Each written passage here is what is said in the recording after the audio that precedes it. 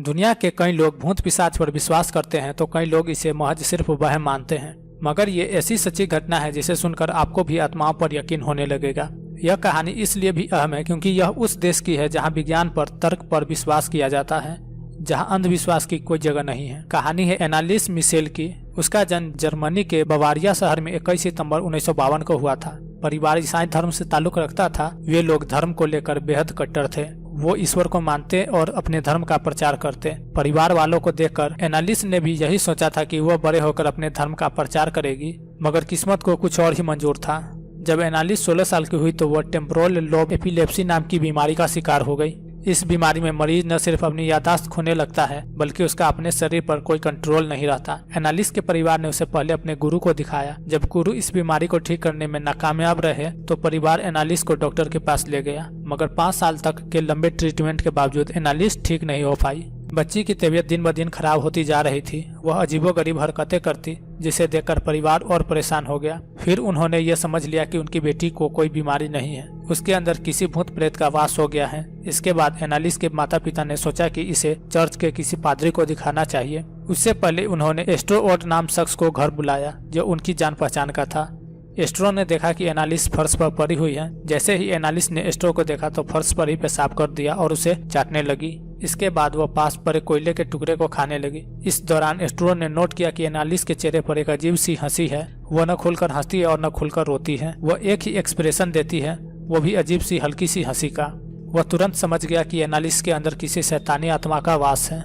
Astro ने एनालिस के माता पिता को सलाह दी कि एनालिस का झाड़ फूंक या तंत्र मंत्र से इलाज करवाना चाहिए। एनालिस के माता पिता ने एस्ट्रो की बात मान ली। इसके बाद 2 पादरियों ने पहली बार एनालिस पर तंत्र मंत्र की प्रक्रिया की।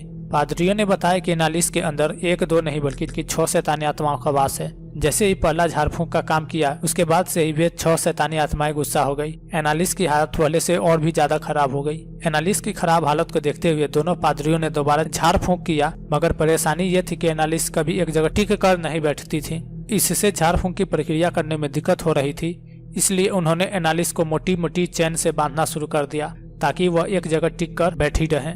कई बार झाड़ फूंक की प्रक्रिया की गई, मगर एनालिस की हालत में जरा भी सुधार नहीं हो रहा था। दोनों पादरियों को इस दौरान एनालिस के शरीर में कब्जा कर चुकी आत्माओं के बारे में पता चल गया था। दोनों पादरियों ने एनालिस के माता पिता को बताया कि उनकी बेटी के अंदर 6 लोगों की आत्माएं रह रही हैं। उनके नाम है, पहला नीरो, जो कि रोमन राज्य के जूडियन साम्राज्य का आखिरी शासक था। दूसरा जूडस, इसका रियोट भगवान यीशु का शिष्य है जिसने महज 20 चांदी के सिक्कों के लिए उन्हें धोखा दिया था। तीसरा केन, एडम और ईव का छोटा बेटा। चौथा हिटलर, जर्मनी का सबसे बदनाम तानाशाह। 5वां वेलेंटीन फलिसमैन, 16वीं शताब्दी का बदनाम पादरी, शराब पीने, हंगामा करने और हत्या करने के आरोप में रोमन साम्राज्य से बर्खास्त कर दिया गया था।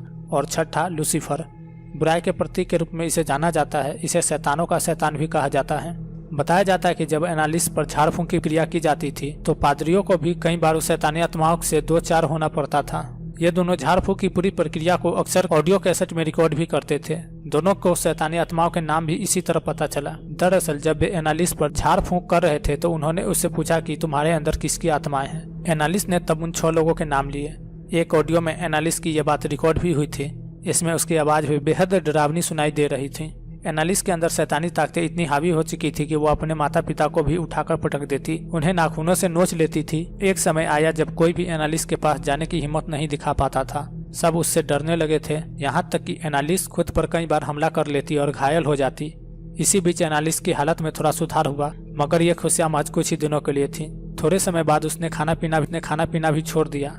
उससे जब पादरी पूछते कि वो ऐसा क्यों कर रही है तो एनालिस कहती कि उसके अंदर के शैतान उसे कुछ भी खाने पीने नहीं देते। धीरे धीरे एनालिस कुपोषण का शिकार हो गई। उसकी हालत बहुत ज्यादा खराब हो गई थी। 30 जून 1976 के दिन उस पर अंतिम बार यानी कि 67वीं बार झाड़ फूंक की क्रिया की गई। इस दौरान एनालिस ने कहा कि वो अब थक चुकी है, अब उसे इस शरीर से छुटकारा पाना है बस। फिर 1 जुलाई 1976 की सुबह एनालिस की मौत हो गई। उस समय वह महज 23 साल की थी। इसके बाद जब एनालिस का पोस्टमार्टम किया गया तो पता चला कि उसकी मौत कुपोषण का शिकार होने की वजह से हुई है। फिर डॉक्टर्स ने उन दोनों पादरियों पर एनालिस के माता पिता को गुमराह करने का आरोप लगाया। डॉक्टरों ने कहा कि समय रहते यदि एनालिस को मेडिकल ट्रीटमेंट दिया जाता तो वो बच जाती। अब सच क्या है इस बारे में किसी के पास कोई सही जवाब नहीं है।